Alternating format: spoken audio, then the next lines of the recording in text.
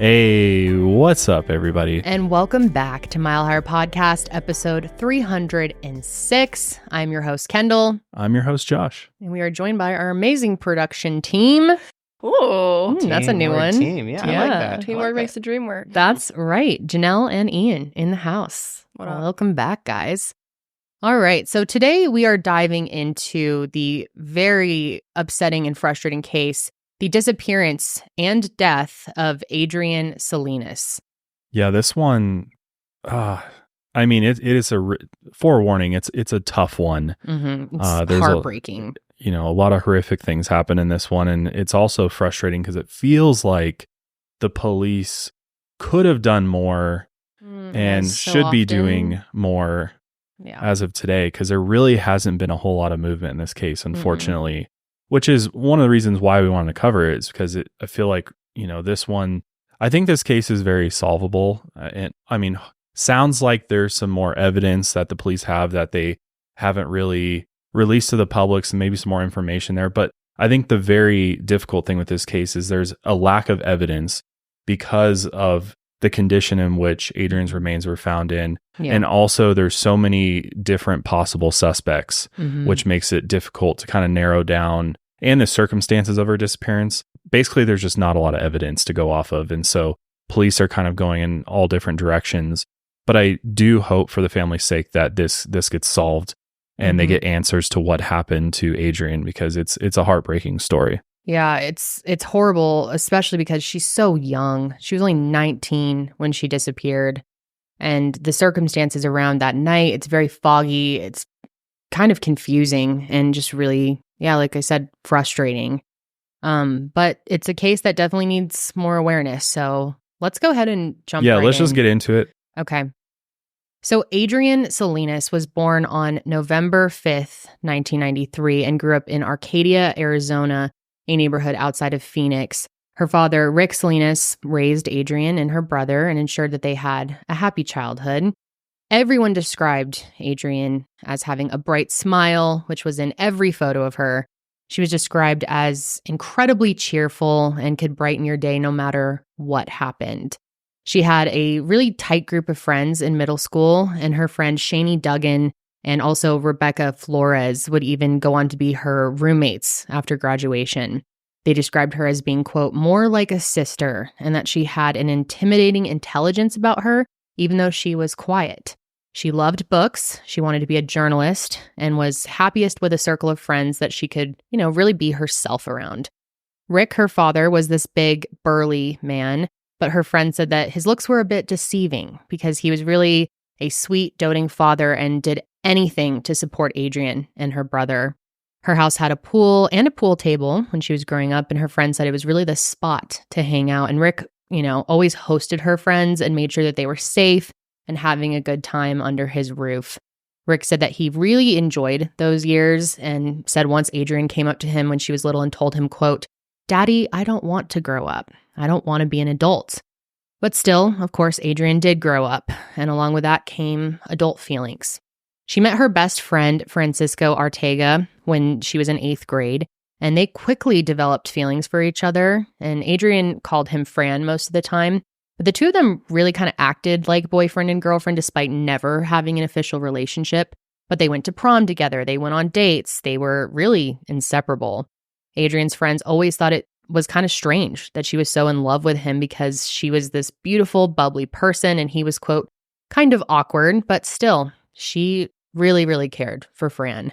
She was never interested in other guys, even when she and her friends were approached by other guys at parties. Fran was always number one to her, but Fran didn't always see her that way. He loved her too, but recognized that they were young and wanted to see other people. And this would be kind of the central tension in their relationship moving forward and why they were always on and off again. But still, even if they were ever mad at each other, they would always quickly make up. Fran said that they had never gone longer than a week without seeing each other since the day they met. So that just really puts into perspective how close the two of them were. In 2012, Adrienne and her friends had started school in Tempe, Arizona, near Arcadia, and wanted to move into their own place. Fran had moved into an apartment complex in Scottsdale, And so the girls felt like maybe they should do the same. They chose an apartment based on their combined incomes and the fact that it was in a fun, young neighborhood near ASU.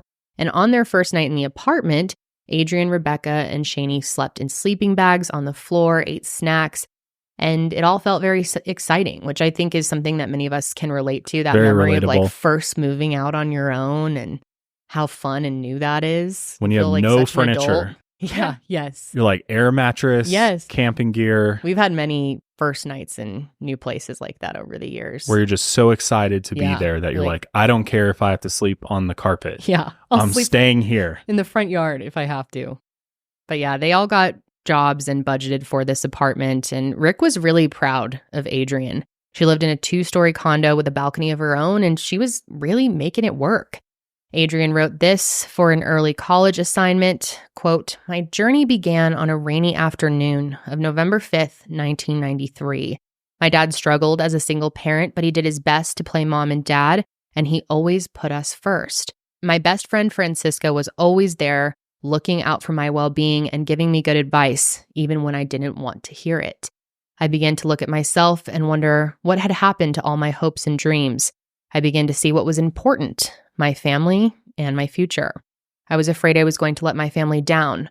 I was determined, though, and luckily was able to graduate in the fall and continue on my hero's journey." So things were going very, very well for a long time. And then 2013 came around, and that was actually a rough year for Adrienne. She had turned 19 the previous November.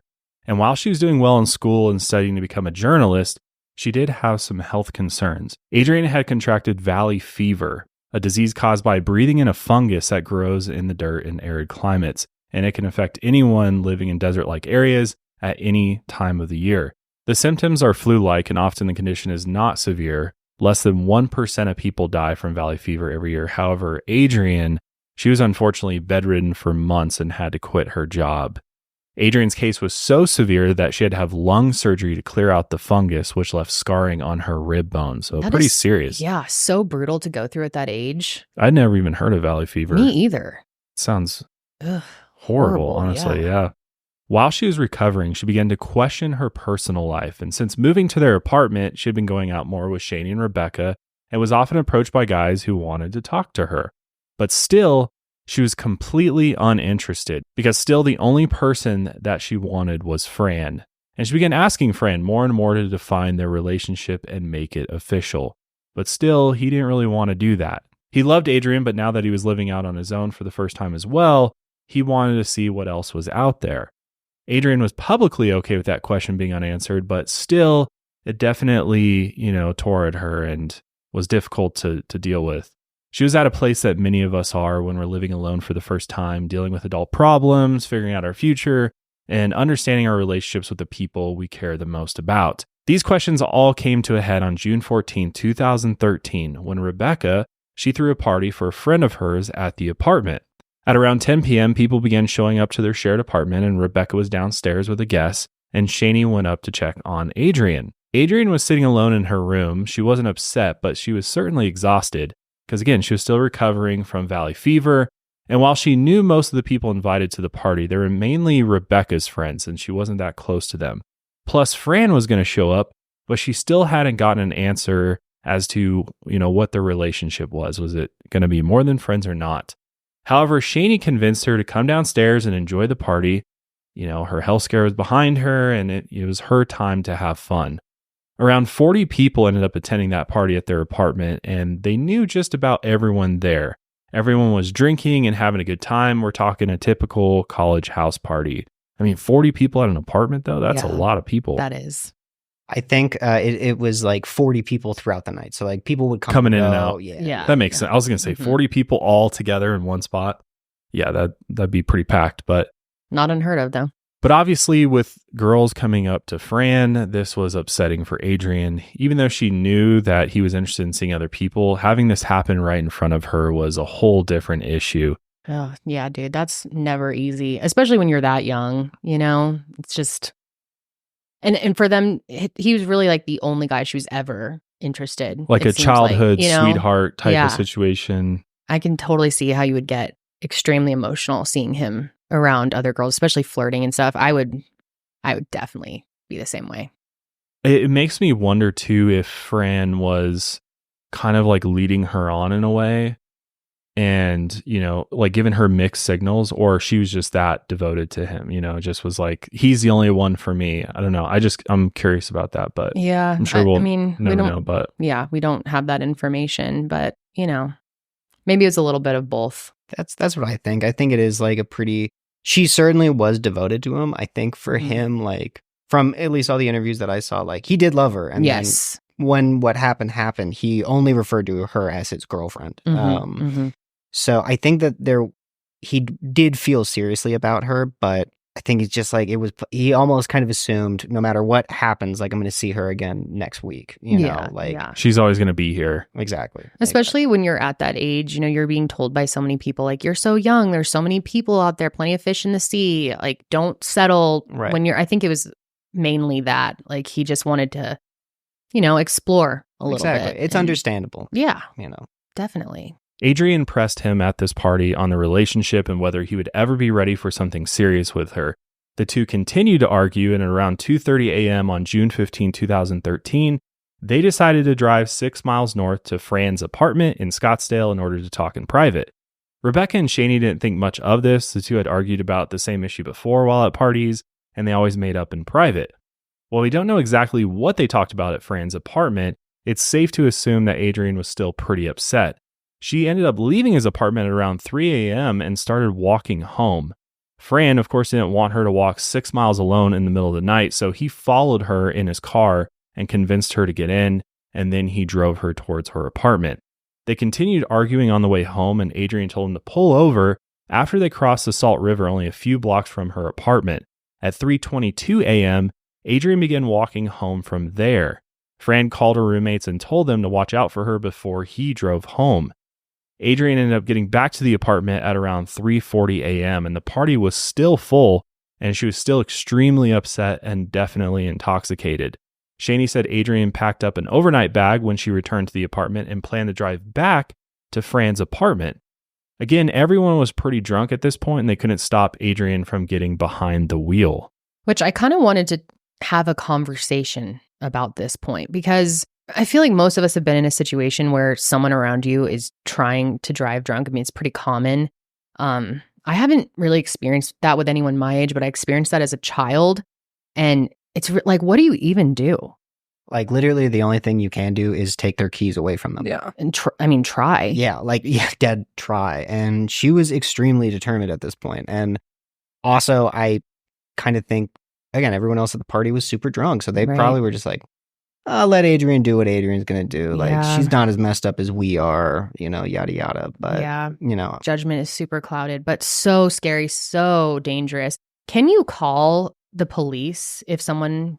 Yeah, you can report you can drivers. call the police. Yeah, of course, I guess. But also, but I mean, your friend's going to get a DUI. Yeah, right. And I think on paper, that's probably the right thing to do because obviously it's very dangerous. But I think in that moment, especially when you're young, you don't want to be the one that's causing a scene. And they could not only get a DUI, but if they're underage, they could be getting in more trouble than that. So, you know, I think it's definitely hard for people that are young to just make that decision, you know? Well, nobody likes to snitch on their friends. Yeah, exactly. Yeah. And that's a big thing at that age is like, I don't want to snitch on my friends. So people just let bad things happen and people make bad choices. Well, I think this case is really a prime example of sometimes you got to make those tough choices, even when, you know, it's difficult or could be uncomfortable. Because I've seen a lot of people online like shaming her friends for letting her drive. But it's like, you know, when you're that young, and intoxicated. I mean, yeah, it was the wrong decision, but. Well, and we weren't there too. It's easy in hindsight to be like, oh, that was their friend should have did something. Yeah, absolutely. But unless you were there, you have no idea, you know, what the circumstances were, what was going on. And could it have even been stopped, even if they had said something or, you know what I mean? And then also there's a party going on at this apartment. Are they going to call the cops and then the cops are going to then show up at the party? Them all. No, I know. Right. And then what if there's other underage people there or, you know, drugs or whatever it may be there. So nobody wants the cops around. Yeah. So that's the tough thing. Yeah. I think nobody should be driving drunk because you put not only yourself at risk, but you put others, and of course, innocent people die every single day from drunk driving. And it's an absolute, something that nobody should ever do. And, obviously now with Lyft and Uber and ride sharing and stuff like that, there's really, really no excuse to, drive drunk, period. But again, if you're underage, you're drinking and you don't want anybody to know, or, you're just beyond the point of making good decisions, then, it's a tough situation unless you have somebody sober there who can look out for you. And that doesn't always happen. Yeah. And I will, just a quick point. I know Rick had often said, had picked up Adrienne before in the past from parties when she was too drunk to drive. I don't necessarily know why in this case she didn't contact him. It might have just been too late, but this was relatively unusual. The fact that she was going to drive, she in the past had contacted her father, been responsible most of the time. I think she was just so upset and determined to talk to Fran, was going to do whatever she had to do. But yeah, I just wanted to bring that up because I feel for her friends that they have gotten so much heat for. Well, I'm for sure that, they feel. Of course so they bad. do. It's like, yes, shaming them is not going to change the situation. No. And I wish people would understand that. It's really, I just wonder what conversations were being had. Because to do this, even while intoxicated, I mean, it's seemed very urgent. You know what I mean? It's already almost 4 a.m. It's almost the next morning. So why is there this urgency to then go back to Fran's apartment at this point in the night? I mean, that's super, super late. Yeah. Why not just call it a night, go to sleep, and then wake up the next morning? So I wonder what was going on, or if something more was happening that we just don't know about. I think there probably was, for her to be that upset. I think there's more to the story, and maybe it's nothing that really is relevant to this case, but I mean, for her to be that determined to talk to him that night. But I mean, at the same time, it could have just been as simple as he was flirting with people, she didn't like it. And when you're really emotional and really in love with someone, love can make you do drastic things. Alcohol too. Yeah, intoxication's plays up the emotions a lot. Definitely. People definitely can, maybe in hindsight it was an overreaction, but in that moment, they don't know. There are some things in life, friends, that are okay to take a total chance on. Things like trying a new type of milk in your coffee, or a cheap Instagram ad impulse buy, maybe rolling the dice on a new workout class. But when it comes to things like finding a new doctor, you don't want to be taking any chances. And with ZocDoc, you don't have to, because you've got more options than you know. ZocDoc is a free app and website where you can search and compare high-quality in-network doctors and choose one that's right for your needs, and then click instantly to book an appointment. And we're talking about in-network appointments with more than 100,000 healthcare providers across every specialty, from mental health to dental health, eye care to skincare, and much more.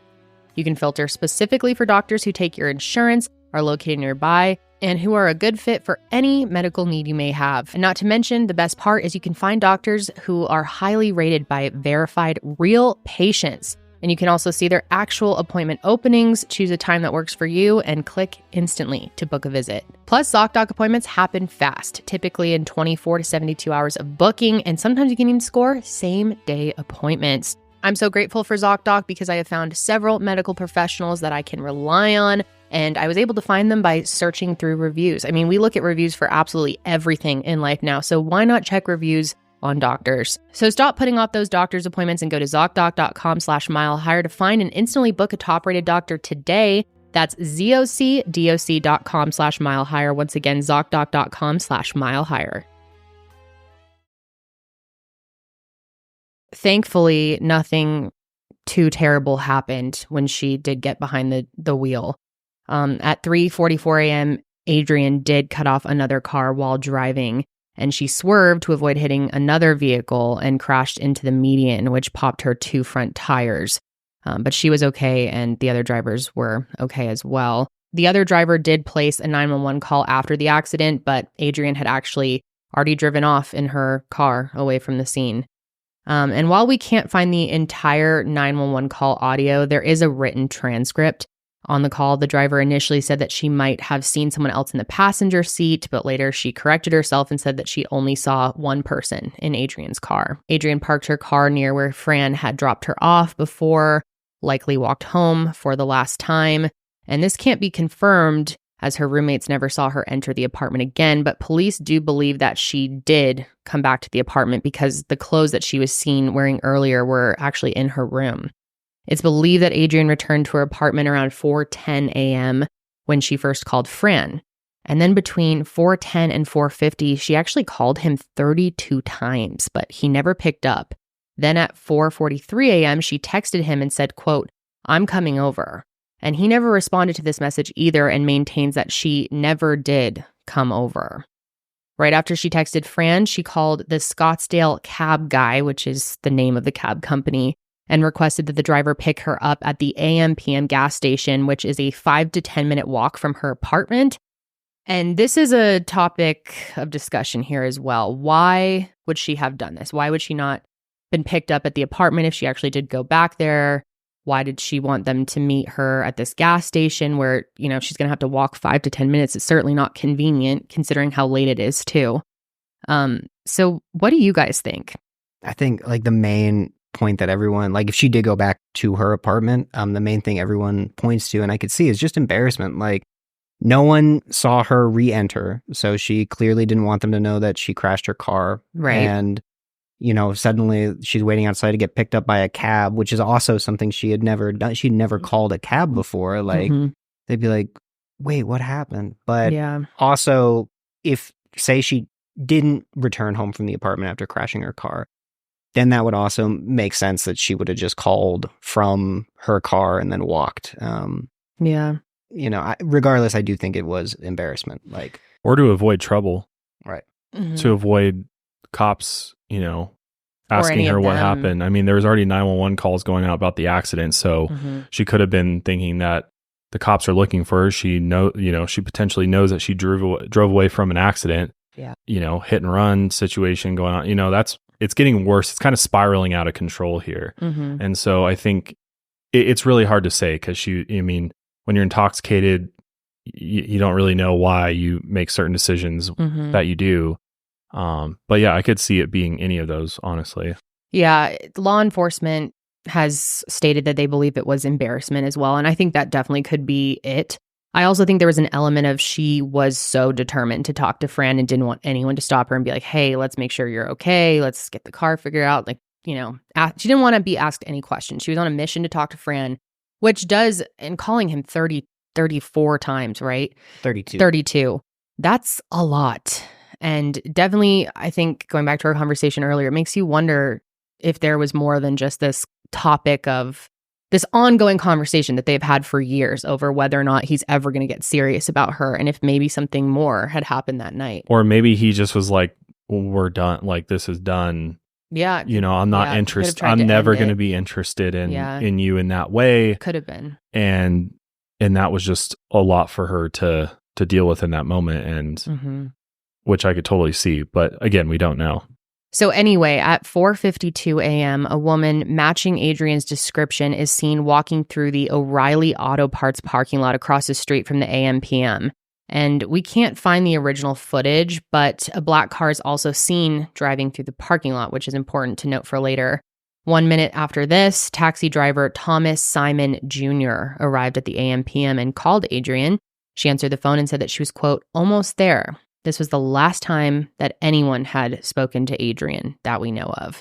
At around 5:07 a.m., Thomas Jr. tried calling Adrienne one last time, but immediately it went to voicemail, and her phone had either died or had been turned off at that point.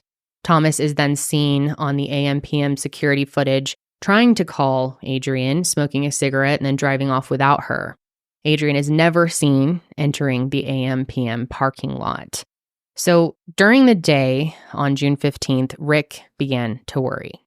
He couldn't get in contact with Adrienne. And this was strange because not only did she never forget to charge her phone, but the two of them really spoke pretty much every day and were extremely close. Plus, she had planned to come over the following day to grill with him for Father's Day. So he called Fran first, who told him that Adrienne had tried to call and text him the night before, but that she never came back over. He then called Shani and Rebecca, who told him that she had left with her car to go to Fran's house. They were all worried, but tried to, remain hopeful. Maybe she decided not to go to Fran's house and crashed at another friend's house to avoid the party, something like that. However, Rick knew that something was wrong after Adrienne did not show up for Father's Day on June 16th. He immediately filed a missing persons report, and Fran went to town to see if they could find anything. And cops didn't do much the first day. Like we've seen with people who disappear after drinking, oftentimes police just suspect that they're sleeping at someone else's house or trying to get over a hangover, something like that. Yeah, and plus this is a college town, Tempe, Arizona. ASU is there, I believe. And so they have said that they get a lot of calls like this. And most of the time, they turn up, right? Like people go missing that are college students or something, and, they're just crashing at a friend's house or something. People get worried. And so it happens a lot, especially in a college town. Sure, just want to put that but out you there. Always do your due diligence just in case that's you not shouldn't the case. assume ever, right? But unfortunately, that happens more often than not. But Rick and Fran continued searching, and on June 17th, they found Adrienne's wrecked car parked where she left it. They immediately reported to the police, who searched the car and her apartment. They found a cell phone and a notebook in the car. However, it's unclear if the phone actually belonged to Adrienne. In her apartment, they discovered the clothes that she had been wearing at the party, along with her wallet and her keys. And this is when cops determined that she had returned to the apartment after getting into the car accident. However, police did not treat her apartment or the car as a crime scene.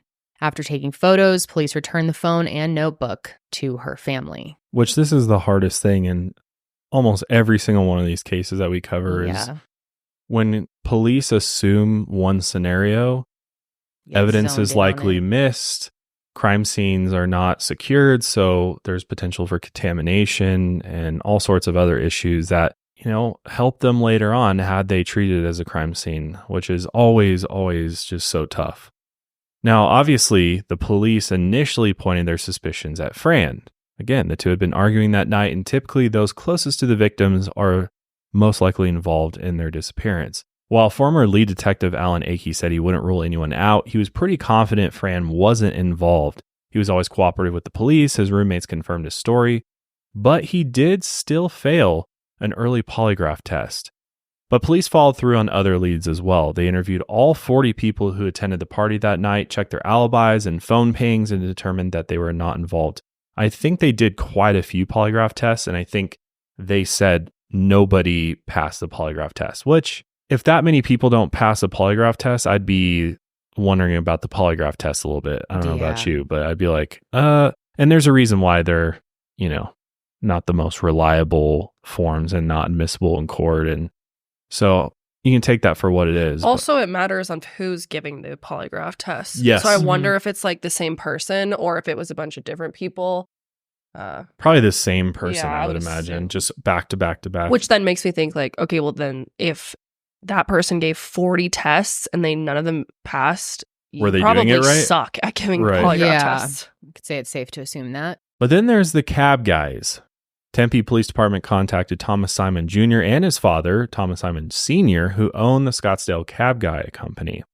Thomas Jr. was driving a couple to the Grand Canyon when cops contacted him for the first time on June 17, 2013. The cops explained the situation to him and asked him to come to the station after finishing the ride. Thomas Jr. agreed and then hung up. After a while, he pulled over the cab with the couple still inside, and then he pulled a hacksaw from the trunk and said, quote, "How did this get in here?" This obviously freaked the couple out, and they actually reported it to the police because what the hell? That's so random and weird. Later that day, police searched Tempe Town Lake, and they assumed that at this point, Adrienne might have realized she had left her wallet at home and tried to walk to Fran's apartment. She would have come near the Tempe Town Lake, and there was a potential that she was there or in the park nearby. And they did like sonar, they did all sorts of searching at this lake, but came up with nothing. Then on June 18th, police realized that they probably should have impounded Adrienne's car and properly searched it for evidence. They asked the family to return the notebook and cell phone found inside, and while they could produce the notebook, Adrienne's family said that they had already returned the phone to investigators. And to this day, this phone is missing. We have no idea where it is. And just so frustrating. Could have led to, huge leads or potentially have some information on it that we just don't have because it's gone, which happens more. It happens way more than it should, I feel like. Oh, yeah.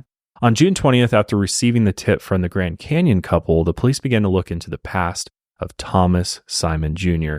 and his father, also known as Thomas Avila. When the police started tailing Thomas Simon Jr., it was Thomas Simon Sr. that had the colorful criminal past. His father, Jim Simon, was known as a father of talk radio and got most of his children jobs in journalism. They used their grandmother's maiden name, Avila, so that people wouldn't know their connection.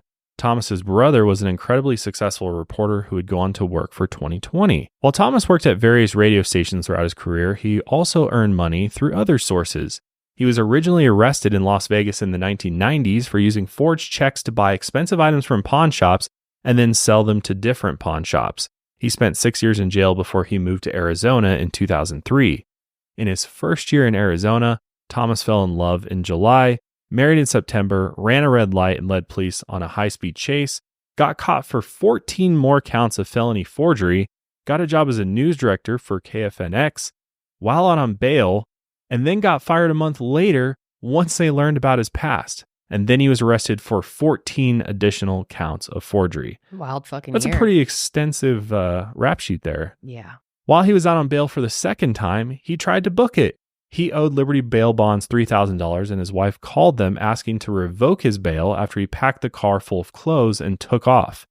Bondsman boxed his car in while he was parked at a repair shop, and they searched his car and discovered his forged checks were from a fake company, get this, called BS Enterprises. Unreal.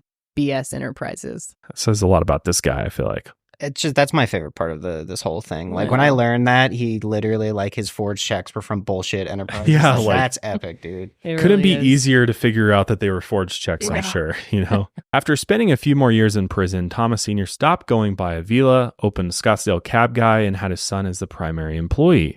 Safety is probably number one with us and with most cab companies. I mean, you have somebody in your cab, you're responsible for them. Thomas thinks the law doesn't go far enough. Before Adrienne's disappearance, Junior had a pretty clean record. He was just a lonely guy in his 40s, and the worst information about him that's publicly available is his Yelp reviews about how he never showed up for airport pickups. But once police began tailing him, Thomas Jr. started going on heat runs to try and lose them in parking lots and alleyways, which this is just going to further police suspicion, I feel like. Totally. On June 27th, Thomas Jr.'s apartment and cab were searched, and he was taken into police custody so they could take a DNA sample from him. And to put it lightly, he was very, very pissed off about this whole ordeal, as we're about to show you in this clip, which is honestly just wild. Unhinged. Yeah. Police went farther with Tom Simon Jr. than anyone else in the case. 2 days after that interview, they did get a warrant for Tom Simon Jr.'s cab, apartment, and DNA. Police searched his cab and found nothing, no trace evidence. A cup. He was acting bizarrely, then angrily. Have a seat. Now you want to hurry? We have an order. Pushing on We my have an chest. order. I'll just need you to have a seat. Can you take the handcuffs off, please? I'm not allowed to have fun, man. You said to relax.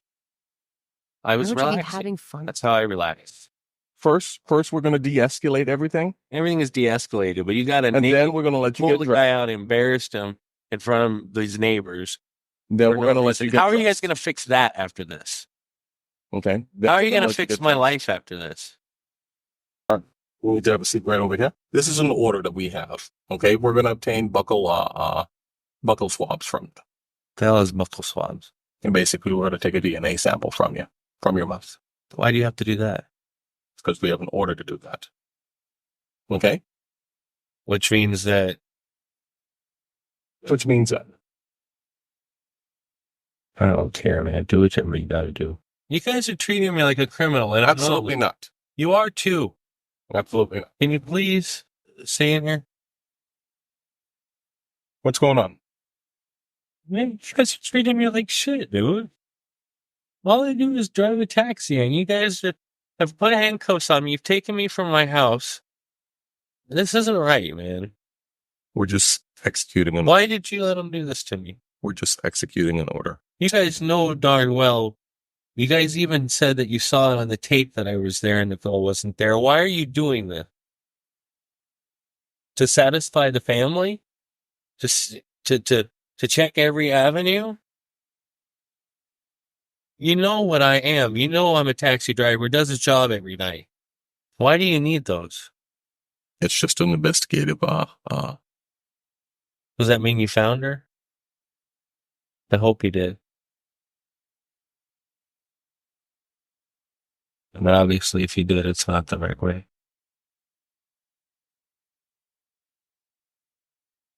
Not if you need buckle swabs. First time I've ever had peace, man. I was doing something good. I was helping people every night. Every night, all I do is help people.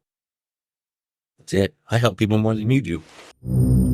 I didn't give you permission. I'm following his direction. Can you open your mouth to ah?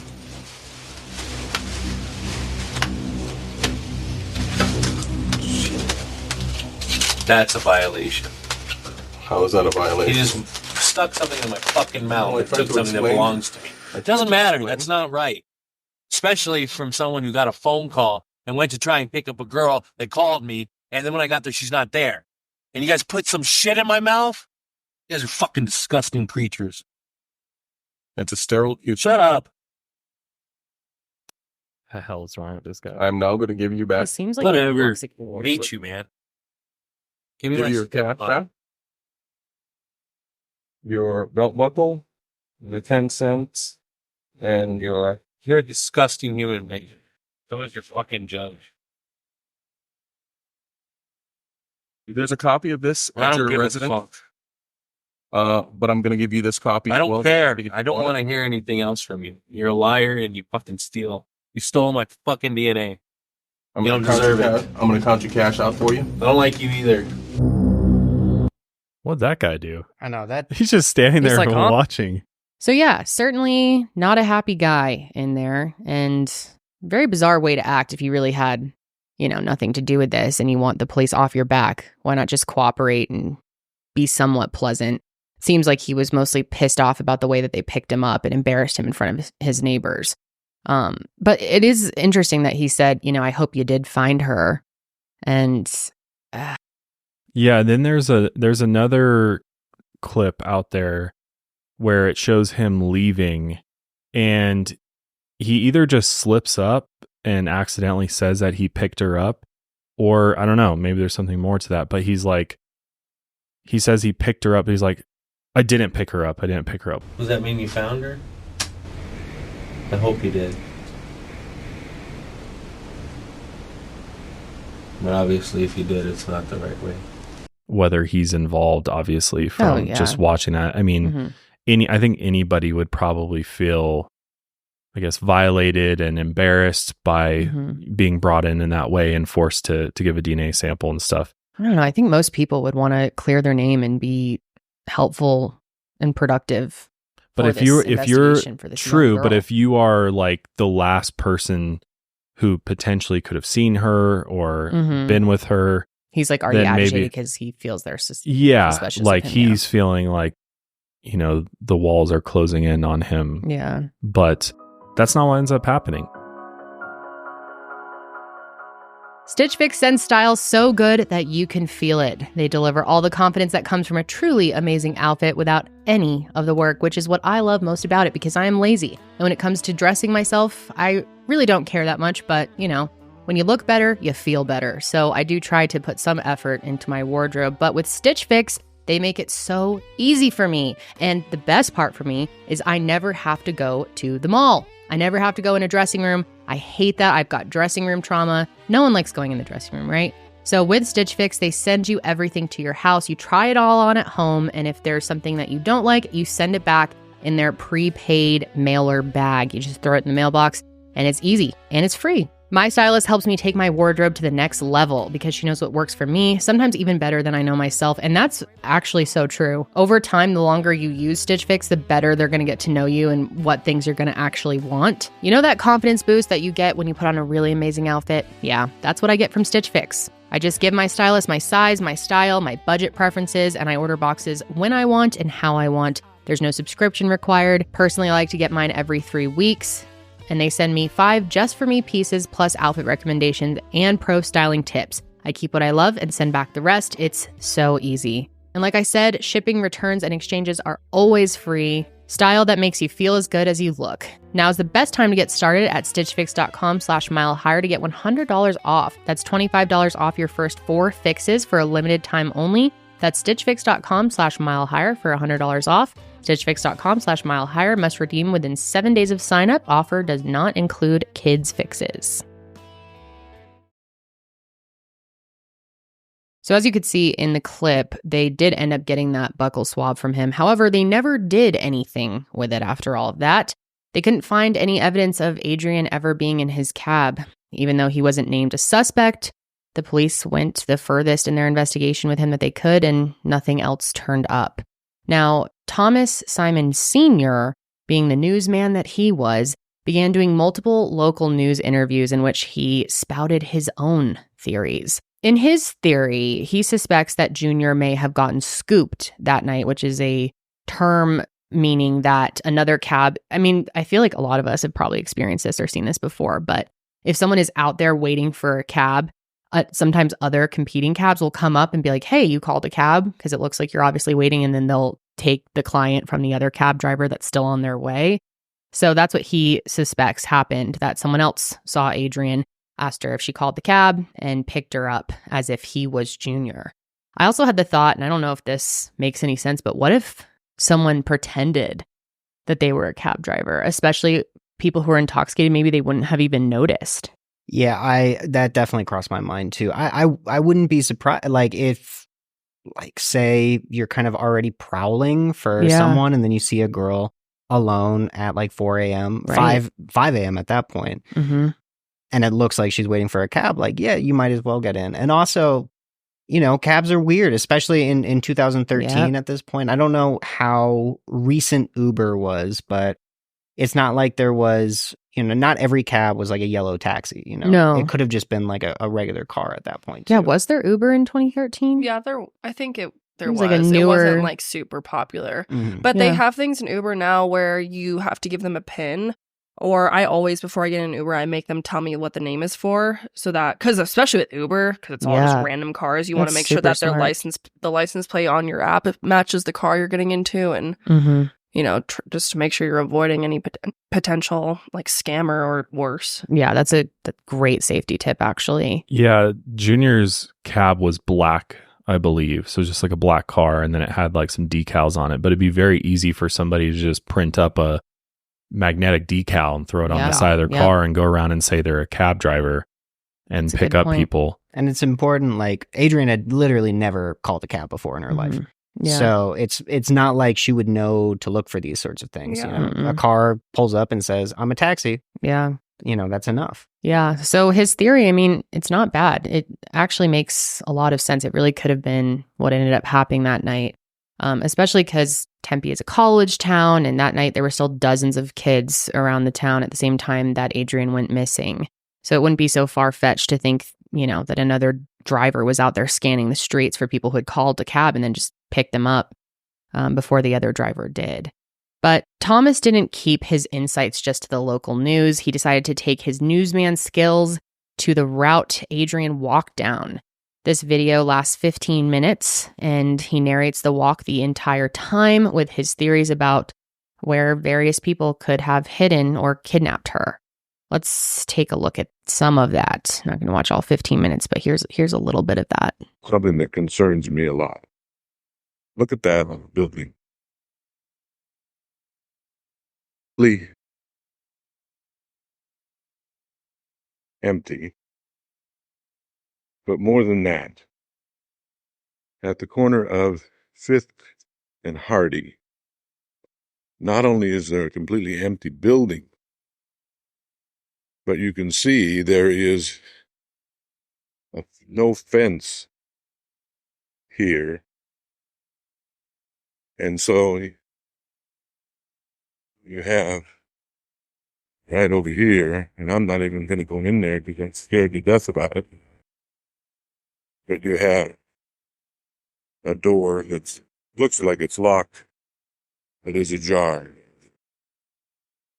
So this is something she may have had to have walked fairly close to anyway. But we're going to assume that she was on that other side of the street.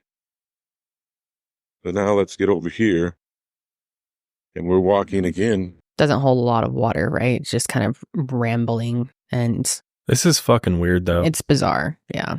I mean, a lot of people in the comments of that video are just speculating that, you know, he's making these videos to draw suspicion away from his own son.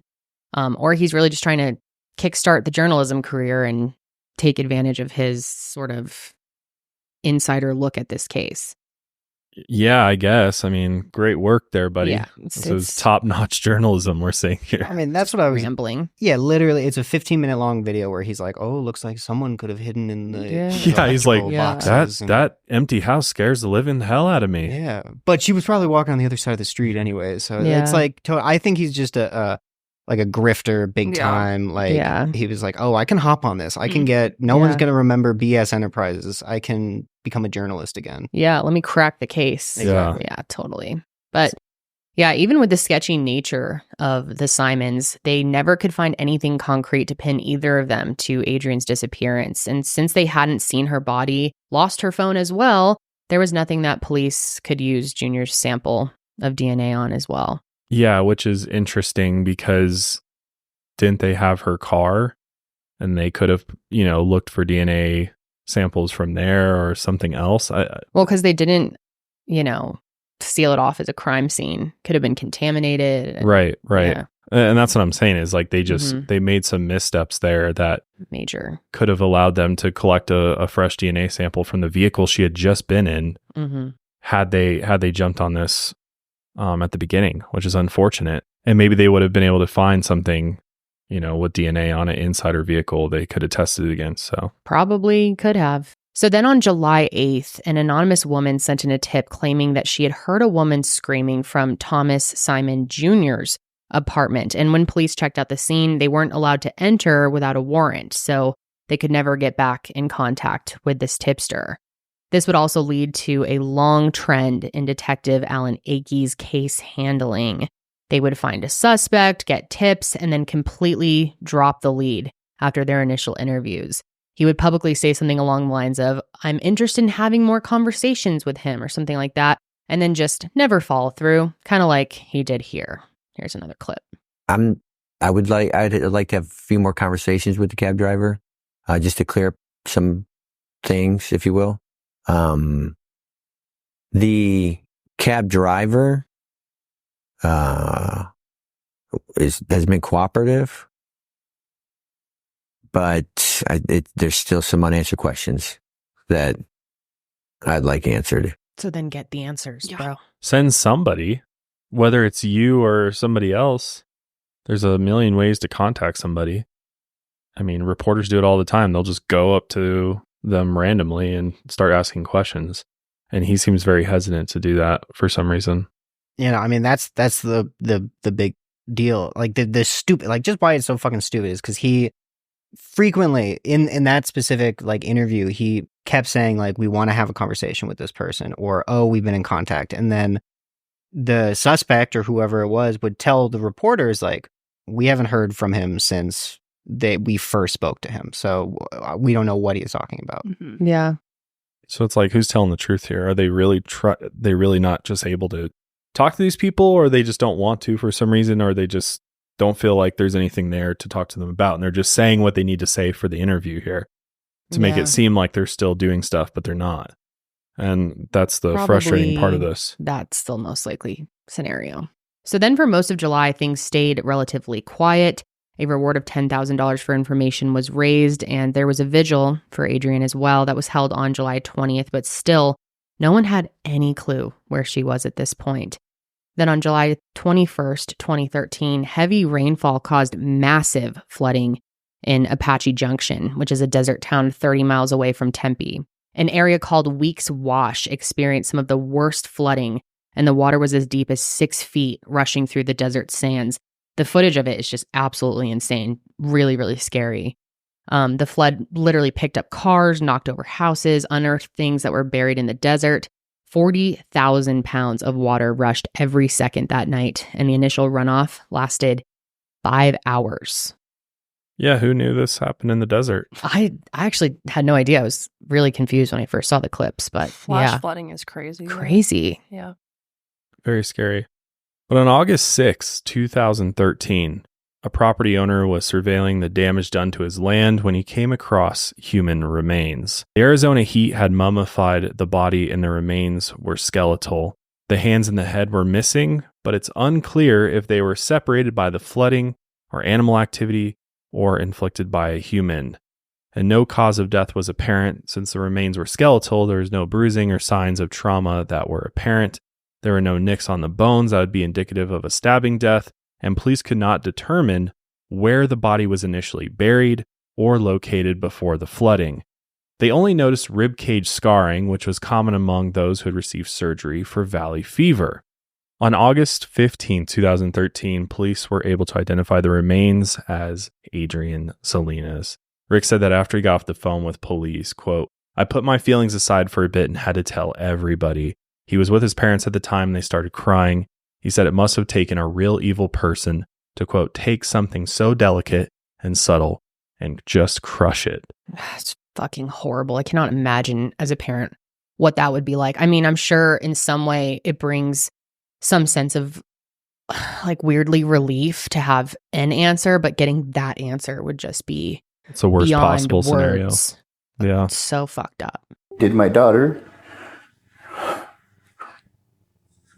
her last moments here on earth, did she cry out for death?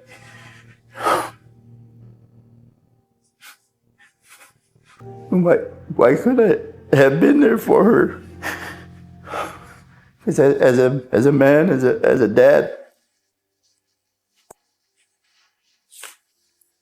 I always want to protect our children, and I wish I had my daughter here to hold again. While police now had Adrienne's remains, they didn't have a crime scene, a cause of death, or really anything else to help determine what had happened to her. Even though they didn't know where she was initially buried, police believed it would have had to have been in the area surrounding Weeks Wash. So they went back to the drawing board, they reinvestigated everyone at the party and used cell phone data to help determine who traveled from Tempe to Apache Junction the night Adrienne disappeared. However, for the first time in his career, T-Mobile refused to release cell phone data from that night to Detective Akey. That meant there's an entire network of people whose whereabouts were unknown that night. T-Mobile has never explained why they didn't release the data, and while Akey said they obtained a warrant, he just said T-Mobile never responded and just never proceeded with their request, which, I don't know, it doesn't make a whole lot of sense because it's you have a warrant, so why not press them until you get it? Take it to the top. Oh, okay. Guess they're not going to send it. That just doesn't make a lot of sense to me. No. And that's why I almost question, did they even get a warrant? Because really, why wouldn't they have followed up if they actually had one? Yeah, I don't know. Something's fishy I mean, about that. That could be everything in this case. Well, it's you get it from the other providers, but one provider doesn't give it to you. Can't you go back to the provider and be like, hey, yeah, Verizon. And no fucking choice here. Do it. You have a warrant. Everybody gave it to us. Trying to help solve a murder here. God, it's things like that in cases where you could just go truly mad trying to understand why something like that would happen. The family held another vigil for Adrienne on June 15, 2014, 1 year after she first went missing. Since then, Rick, Fran, Shani, and Rebecca have all turned away from the media. While Rick will still do the occasional interview, he felt like as much as he spreads awareness for Adrienne's case, police don't do much to follow up, which can be absolutely demoralizing. And it's kind of makes you feel hopeless. What's the point of even doing interviews anymore if nothing ever, why am I wasting, reliving this and having to go back through everything if nothing is going to be done after I do it? Mm-hmm. So nothing has happened to bring the investigation closer to the truth, unfortunately. And then on January 13, 2015, a man named Bryan Patrick Miller was arrested for the deaths of 2 women in the 1990s, and close friends began to suspect that he was possibly involved in Adrienne's murder. Now, Bryan has come up on our podcast at least once before. I've talked about him on my channel as well. for his possible connection to the Brandy Myers case, which we will get into here. But yeah, this guy is a scary individual. He's so terrifying. These days, there's a subscription for nearly everything in your life. Just on your phone alone, it's super easy to rank up a bunch of different subscriptions without even knowing you're doing it, because it's easy to start a trial, then maybe forget to cancel it. And on the phone, I swear it's super sneaky, and they hide the place to cancel subscriptions. And before you know it, you're paying for 50 subscriptions every month. You don't even know where they're coming from or how to cancel them. Well, I've got a solution for you. The Rocket Money app, which I absolutely love. I use it every single day. I'm a paying customer of it as well. I like it that much. I even pay for it on a monthly basis because it gives me access to a whole bunch of other features I absolutely love, like tracking my credit, net worth, and it gives me a really nice look into my finances, my spending. Also, it compiles all of your bills into one place. You can see when those bills are being pulled out of your account. It's just the best personal finance app that I've ever used, quite honestly. Not only that, Rocket Money actually finds and cancels your unwanted subscriptions, plus it monitors your spending and helps you even lower your bills in order to grow your savings. With Rocket Money, I have full control over my subscriptions and a clear view of my expenses. Actually lists it all out for you, which is super nice. And just with a few taps, I can actually have Rocket Money cancel those subscriptions on my behalf, which is awesome. Not only that, they'll even try to negotiate lower bills for you by up to 20%. All you have to do is submit a picture of your bill, and then Rocket Money takes care of the rest. They'll even deal with customer service for you, so you'll save time and money. I really love the way that Rocket Money has their dashboard laid out. It shows your monthly spending compared to last month, and you can clearly see your spending habits. Plus, they'll help you create a custom budget and keep your spending on track. Rocket Money has over 5 million users, including myself, and has saved a total of $500 million in cancel subscriptions, saving members up to $740 a year when using all of the app's features. Stop wasting money on things you don't use. Cancel your unwanted subscriptions by going to rocketmoney.com/milehigher. Let them know we sent you. That's rocketmoney.com/milehigher. Check it out today at rocketmoney.com/milehigher. Bryan Patrick Miller has a long history of violence against women. In court, he blamed his tendencies for the abuse he suffered by his mother. He grew up near Phoenix, and he was known to watch Faces of Death, the infamous Mondo film that had actual footage of people dying and autopsies performed on murder victims. Bryan had already spent a year in juvenile detention after he stabbed a woman in the back at the Paradise Valley Mall in 1989. Then in 1992, 22-year-old Angela Brasso was found decapitated in a canal in Phoenix. Her head was discovered 11 days later. 10 months later, the body of 17-year-old Melanie Bernis was found in the same canal near a different intersection. While she was not decapitated, she also had been stabbed.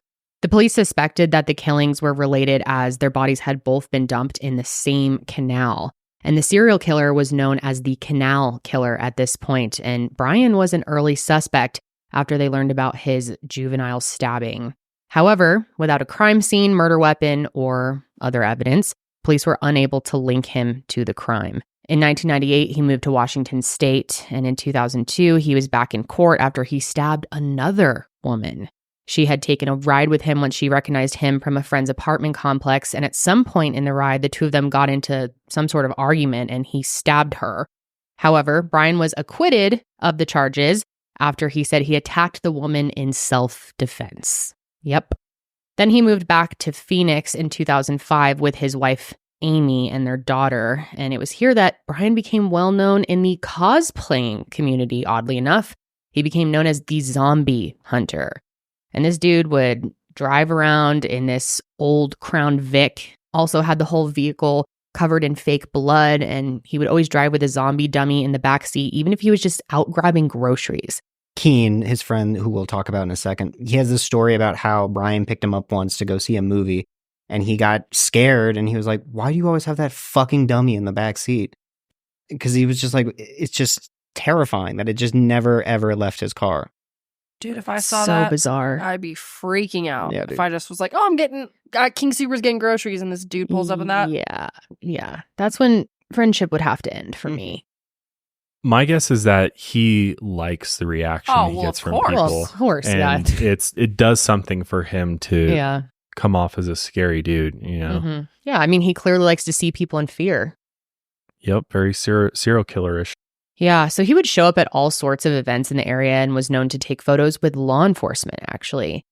He had this custom prop gun that was actually, weirdly enough, displayed at the Sky Harbor International Airport. And he also made a group of tight-knit friends through a group called the Revelers, who were known to meet up at bars in full costume, which, is all in good fun. Yeah, I'm all for cosplaying. I mean, there's nothing wrong with cosplaying. I think it's just... when it's Bryan... Yeah. When you're stabbing people also. So Amy, his wife, divorced Bryan in 2006, and cosplaying became his only source of social interaction. In 2009, he met Keen, who we mentioned earlier, Keen Azariah, who had just moved to Phoenix from Cleveland to do freelance comics and writing for Phoenix Magazine. And the two of them quickly became best friends and spoke every single day. Keen had noticed, though, in the spring and summer of 2013, that Bryan's anxiety and anger had reached a, quote, hostile level. He had switched jobs to work long hours at the Amazon warehouse, and in his solitude, he decided to take up bike riding in the early morning hours near Weeks Wash, close to where he would sometimes work the Renaissance Fair. He constantly posted on Facebook, asking people to ride bikes with him, hang out with him, or post weird things like this. Can you even call this a meme? I think it's technically a meme. It's a fucked up one at that, but trying to be funny, I guess. But it was from a page called I Must Be Dead Photography. But if you're listening, it says, "Put her in your trunk," they said. "No one will notice," they said. And it's like this beat up car, and there's a female foot hanging out the back of it. Yeah, it's really very, creepy. very weird.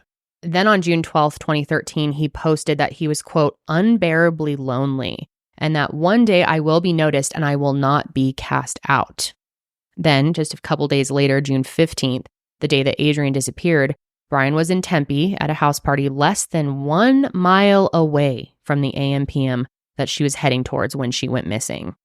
According to Keen, Bryan had planned to go hiking in the area around the same time that Adrienne disappeared. Plus, Bryan had another vehicle that resembled the one that was reportedly seen in that O'Reilly Auto Parts security camera footage. Never really got a confirmation on that, but that's, what Keen is saying. Yeah, it's the vehicles look similar. It's like really unfortunate that the security camera footage was publicly available at one point. There's even a news article that it says watch the O'Reilly security camera footage where you can see Adrienne in a strange black car, but you just click it now and it's not available. It's totally broken. It's totally, so I don't know what's up with that. I wonder why it's not out there anymore.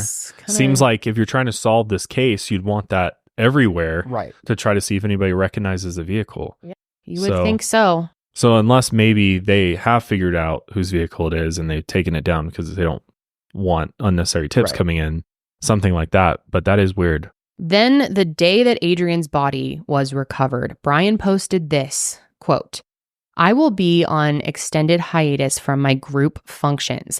This includes the steampunk group. I will still be involved with anything I have already agreed to be part of. Other than that, don't expect to see me. Scheduling of events along with emotional problems, I just can't do it. I have had a bad couple of days. Right now, I'm not just sad, I'm angry. I don't deserve what I'm being dealt right now, and it needs to change. Then 2 days before Adrienne's remains were identified, he posted, quote, waking up in an anxiety attack and crying is not a good way to start the day. They say things have to get worse before they can get better. I don't think I could feel any worse than I do right now. This is pretty weird. After doing some more digging, Keen realized that Bryan had started a conversation on Facebook at 9:53 p.m. on June 14th and didn't continue posting until 6:39 a.m. on June 15th, over an hour and 40 minutes after Adrienne's phone stopped receiving calls.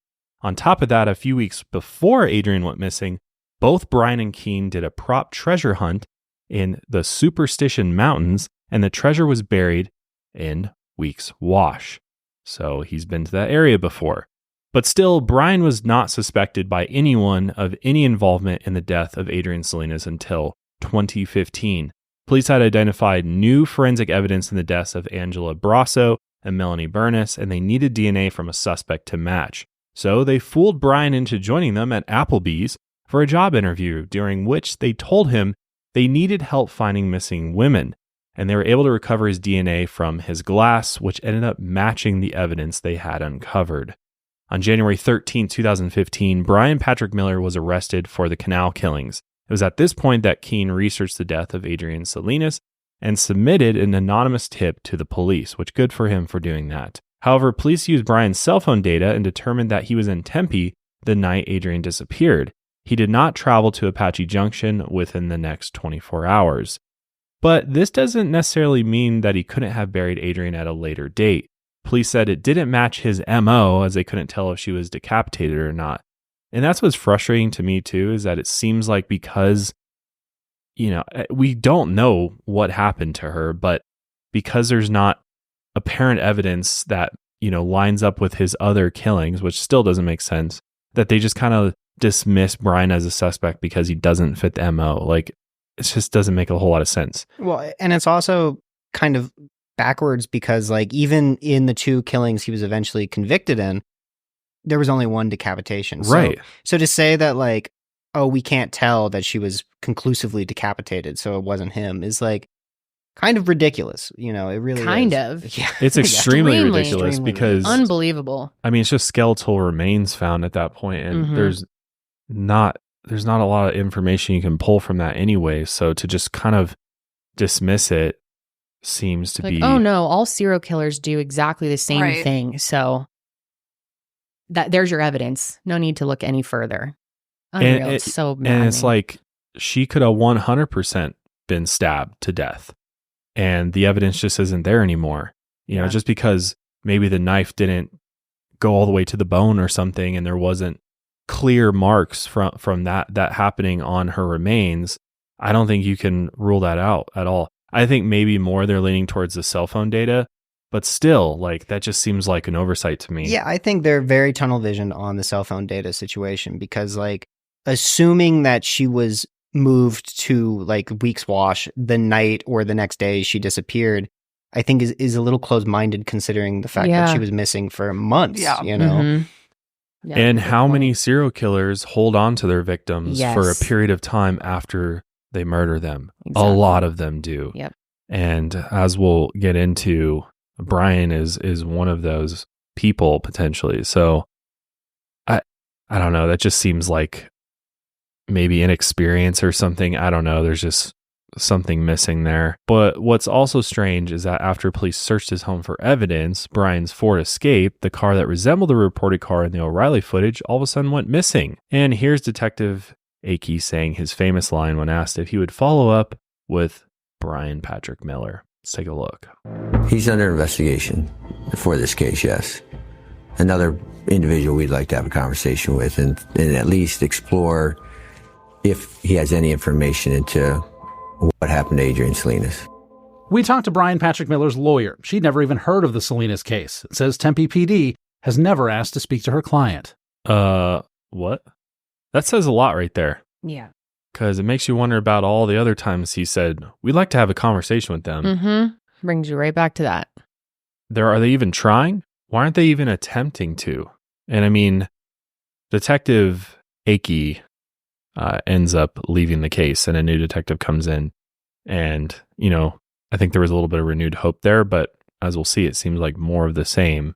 But it's also possible, and like Kendall mentioned earlier, that Bryan Patrick Miller may even be responsible for another cold case, the 1992 disappearance of 13-year-old Brandy Myers that you've covered on your channel, I believe, right? Yeah, I actually covered it in collaboration with her sister, Kristen. And it was one of my first family-involved cases, and that one just always really sticks with me. Brandy was just such a sweet child, beautiful child, and terrific. They've never, gotten those answers to this day, and I know it's just and he's just brutal. One of the potential suspects or persons of interest in that case, right? Yeah. But as far as if you want to talk MO, his typical target seems like she could definitely I think very well could have. To be honest, I haven't looked at it in the last couple of years. I just know that there's a good chance that he's connected. Yeah, I think it's worth looking into for sure. In 2015, following Bryan's arrest, his ex-wife Amy gave a statement to the FBI in which she discussed how Bryan once admitted to killing a Girl Scout in her mid-teens after she knocked on his door. Which is like, what? Like, that's a crazy thing to say. And according to Amy, Bryan grabbed the girl, pulled her into his apartment, and then cut her throat. He allegedly tried to preserve the body with cold water in his bathtub, but he accidentally ran hot water instead. So then he dismembered her and then placed her remains in his trash can. She said that he just waited until trash day, and when neighbors complained about the stench, he just said it was rotting meat. And the neighbors were like, no, this stench is way worse than rotting food. And they had an intervention in which they cleaned his apartment while he was out of town. They didn't find any evidence or locate the source of the stench. Because, I mean, I'm sure they're just like, oh, if he's just got rotting food, maybe he just needs his apartment cleaned out because they want the stench to go away, right? While Brandy wasn't a Girl Scout, she was knocking on doors for a book drive the day she vanished. Although she was 13, mentally she was closer to 9 or 10. This would have been 2 years after Bryan was released from juvenile detention, and Brandy was last seen less than 70 feet from Bryan's apartment. However, the case still went cold, and the apartment was investigated in 2015 following Amy's statement, and they did find blood in his bathroom, but it didn't belong to Bryan or Brandy and seemed to be completely unrelated. But still, I'm like, well, whose blood is it then? If it's not Bryan or Brandy, it's still blood. It's still blood. I will say that the blood likely came from someone who had lived in the apartment because it had been like almost 20 years at that point. So, so it's like traces. Exactly. Could have been from shaving or, exactly, a long list of other scenarios. Right. Plus, Amy later said that she wasn't sure if Bryan was telling the truth or if he was just making up this whole story to scare her into staying with him, which I could totally see as well because he seems like the kind of guy who has this very morbid sense of, I don't even know. I don't know if you call it. It's not really funny, but he's just got a fucked up brain. I don't know how else to put it. He just is a different type of person. Still, the two cold case detectives who linked Bryan to the canal killings believe that Bryan was responsible for the death and disappearance of Brandy Myers. On June 7th, 2023, so jumping ahead a bit, Bryan Patrick Miller received 2 death sentences for the murders of Angela Brasso and Melanie Bernis. Angela's mother, Linda, said, quote, "The defendant stole my angel from the earth. Angela is my one and only. I will never be able to plan her wedding. I will never have grandchildren. With his actions on that night, he murdered my angel. He ripped my heart, and I will never, ever be the same." Oh, God. I'm just glad this guy is caught and in prison. Me too. At this point. I mean, this guy seems like he would just keep on going. Yeah. He absolutely would. Yep. But again, police have never officially questioned or suspected Bryan Patrick Miller in the death of Adrienne Salinas, which just blows my mind. Because out of everybody here, and we'll talk more about this here at the end, but to me, he was very, very close by where she was. Yeah, it seems pretty obvious. Like, it absolutely could have been him. He had the means, the opportunity, the motive, everything. So why wouldn't they look more into him, especially when he's so easily accessible to them? Right, and nobody else is panning out. No. You have nothing else to go off of, but you literally have a serial killer in the area on the night that she disappears. And it seems like you're finding every reason not to investigate him further. Imagine how her family feels. We're sitting here all so frustrated, constantly saying, why didn't you do this? Why don't you do that? How would you feel as her family with these same questions? You've got to be so confused and just unbelievably angry. I would want to know why the hell they aren't out there every fucking day trying to figure out how this guy did this and trying to talk on the to warrants, him. Talk to the people, fucking run those, it's, sorry, I'm like losing my mind slowly because I'm just so frustrated that week after week we cover these cases where police just can't seem to do their job. Well, and to rule him out as a suspect purely based off the cell phone data seems like a big mistake. Yeah. Because there's so many ways that could, a cell phone could have been somewhere else, but that doesn't mean that person's with the cell phone necessarily. Right. Exactly. I mean, it's literally like, when we were looking at Bryan Schaefer, it was like a similar thing where the cell phone pings were sometimes totally random and coincidence because that's just how... Yeah, it's how reliable is it? Exactly. So, and also, you can just turn off your fucking phone. Yep. And then suddenly... reappear. Exactly. Yeah. So it's just... the fact that they are relying on that as like gospel is really frustrating. It's really stupid. Yeah. Yeah, stupid to say the least. Yeah, and others even suspect that since he's, ended up on death row, that they're like, is there any point in going after him at this point? Because he's already got the worst punishment here. But for the family's sake, there is. Right, but a lot of times that's not how it works in law enforcement. It's like once the case, a case kind of seems wrapped up to them, they're like, all right, moving on to the next one. And so maybe they do really think that he's the one who did it, but do they want to spend the resources and time? Again, to be fair, to, play devil's advocate, I'm sure they have a heavy caseload. I'm sure they're under-resourced. I'm sure there's a lack of detectives in the missing persons homicide department in Tempe, Arizona. It does have a relatively high crime rate. So they do have to work other cases, right? Like as much as we want a detective to be like, work day and night on this case, they do have other cases that they have to do. It's not the only thing that they're doing. So they have to manage their time, and I get that. Yeah, I mean, ultimately, if I was a family member, I'd be pretty pissed off that they're not trying to at least get me the answer as to what happened. What did happen to her? How did she end up out there in the desert? Just do some of the simple things then. Follow up with T-Mobile, for example. Why aren't those types of things? You have plenty of time to do that. Don't tell me you don't have enough resources to. Yeah, we can say that to some degree, but I think at the end of the day, it is their job. It is their responsibility to keep us safe and to solve these cases. And, it's not an excuse. I know they're overstaffed or understaffed, but no, I know. What the fuck are we going to just let that be the way it is forever? Well, it's the way it is pretty much everywhere, it seems like these days. And it's tough because I can see both sides, and I can see exactly what these detectives would say if they're sitting right here and we're like saying these things to them. My guess is that they would probably say what I just told all of you, and that's, I would love to spend day and night working on this, but I have a million other cases that I'm dealing with, and we can't get this any farther than it's been. And maybe there is reasons why they aren't telling us more about the T-Mobile data. Maybe there is more information, because that's the hard thing too, is because it's a cold case. There's things that they don't divulge to the public because maybe they are building a case against somebody. There's always reasons for why we don't have answers. Not always, but sometimes there's reasons why we don't have answers to these questions that are frustrating for all of us. We're like, why the hell aren't they doing this? And sometimes there is a reason for it. They just can't disclose that. Right. And I'm just saying that to, no, I know, put it out there, because I don't want to make it seem like we're just like, oh, fuck these guys. They suck at their jobs and they're the worst detectives ever. And I think it's easy for us to say that, but from the other side, I think sometimes there's more reasons than we know about, and there's a reason for that. So I would just want to be fair, because they have a tough job. It is a tough job. I appreciate you saying that, because it's true. Mm-hmm. It is true.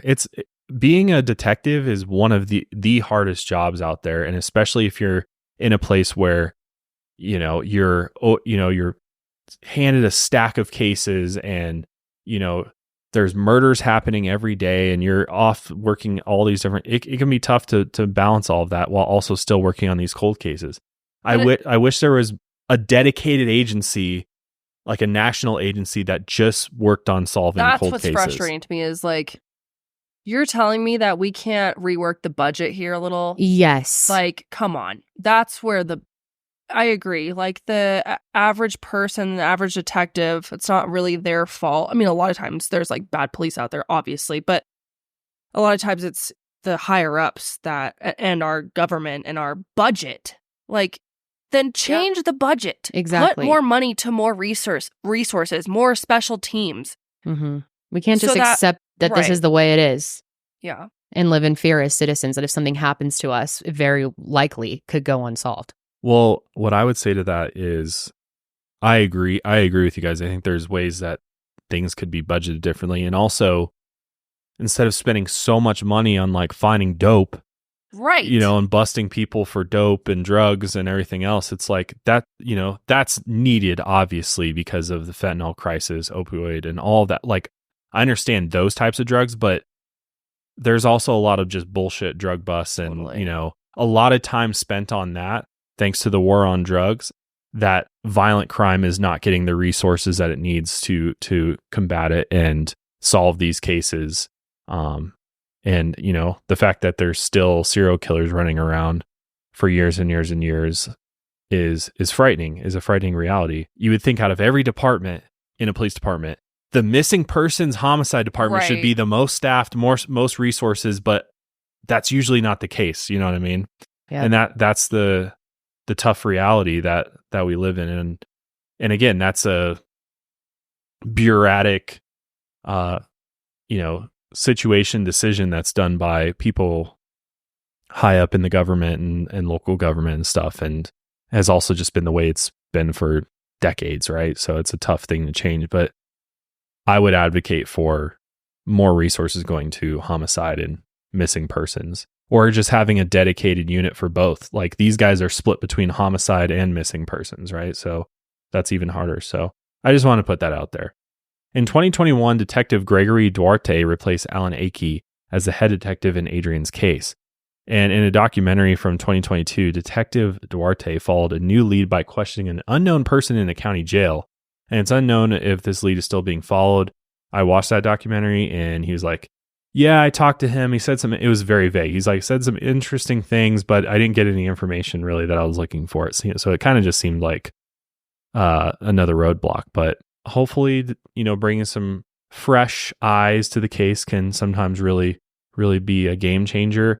Detective Duarte is pretty confident that he's going to solve this case. He said, quote, "Whoever did this, your time is limited," which I love the confidence, man. That's great. But what do you got to show for that at this point? Right. I mean, I think we were talking about this before we recorded. He said that 2 years ago. And has there been any major case updates or no, breaks? nothing public, at least, and which again, maybe there's something behind the scenes. Maybe they are. I hope they are inching towards finding her killer. But yeah, as far as publicly, it's hard to be like, yeah, man, go get her.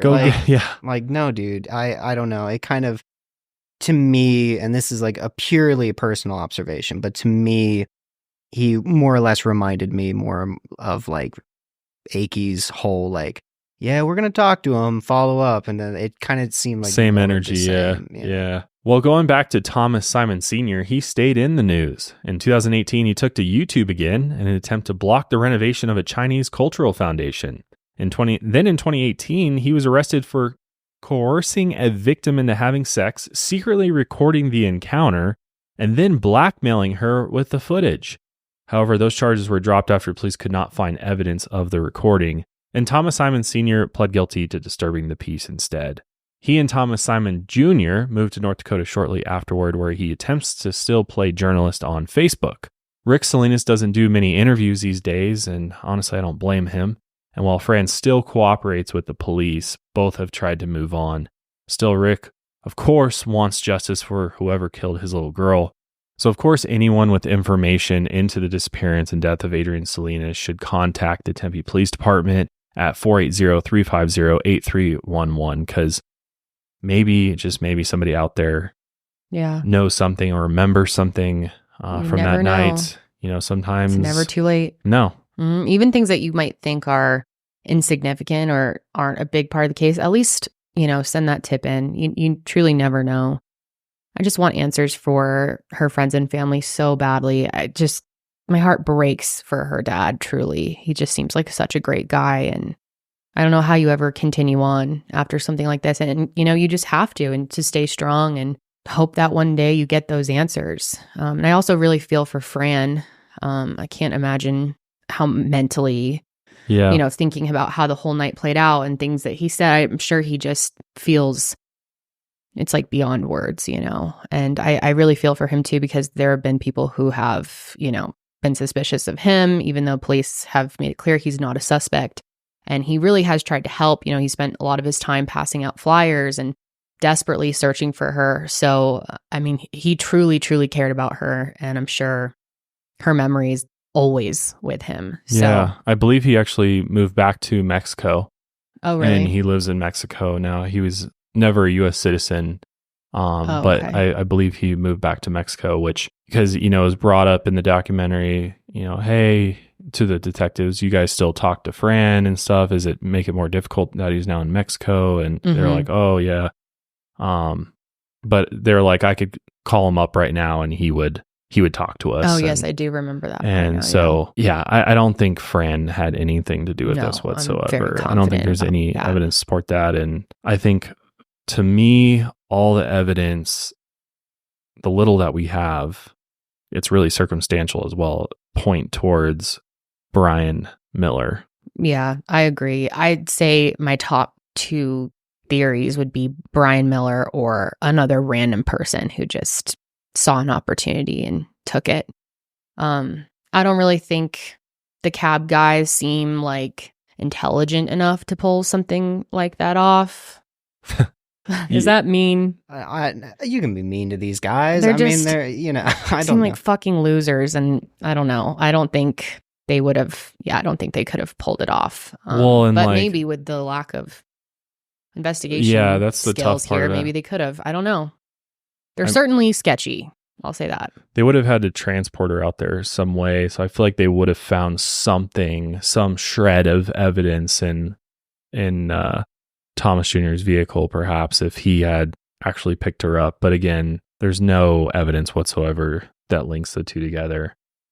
I agree with you. It could have been just somebody totally random who was just out that night prowling, and that's what's scary too. I think the other thing, just like walking alone at night, especially that late at night, intoxicated, especially as a female, is just so dangerous. Because there's just, unfortunately, so many predators out there. Yeah.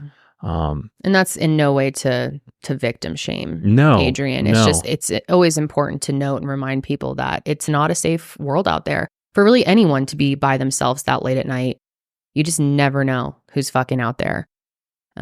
But yeah, we want to hear from you guys. Do you lean more towards Bryan Patrick Miller, the cab guys, or could it have really been a random person? What makes most sense to you? Also, why do you think that T-Mobile still won't release their customer data from that night? And why have the police not made them do so? Where's I'm questioning the police. I'm like, show us the proof you made the request. That's what I'm saying too. I don't believe they Did you guys even make the request? Because it's hard to believe if you have a warrant, you were just like, okay, cool.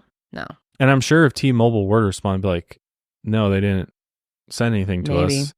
I don't know. That whole thing's weird because I haven't heard of that before too. I always thought if you get a warrant, they got to legally release that or get your attorney on the phone. They do have to.